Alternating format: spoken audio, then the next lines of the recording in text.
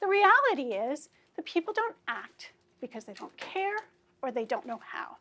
So we have to think about what is going to make them care enough to do something that they're not doing right now, or help them understand what it is that they can do that will make a difference.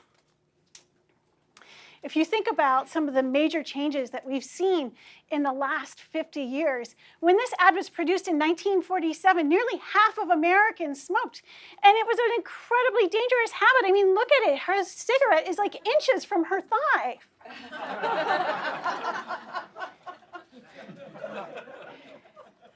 But now, 3% of young people in Florida smoke.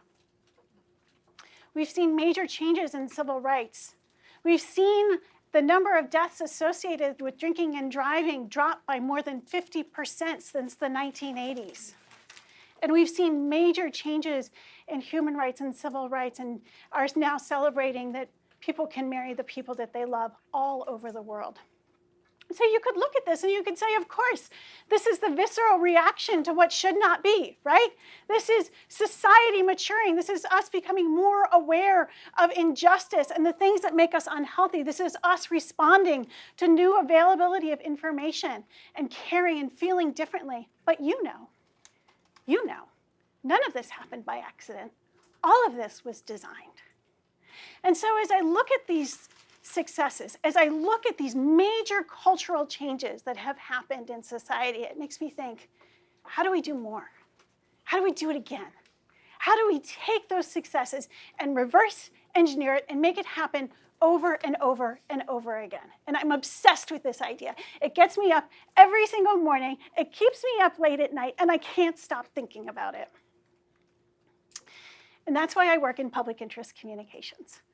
For those of you for whom this may be a newer term, public interest communications is using science-based, planned, and it's integral to profound and lasting change on an issue that advances the common good. Now, a lot of that sounds very familiar to you and is pretty consistent with the way you do what you do.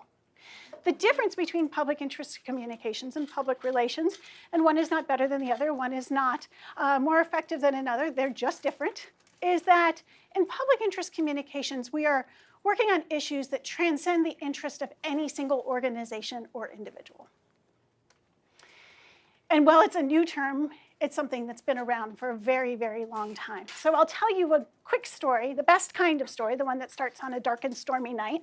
So one night in the mid-1700s, there was a man, a slave ship captain, on a boat off the coast of Ireland.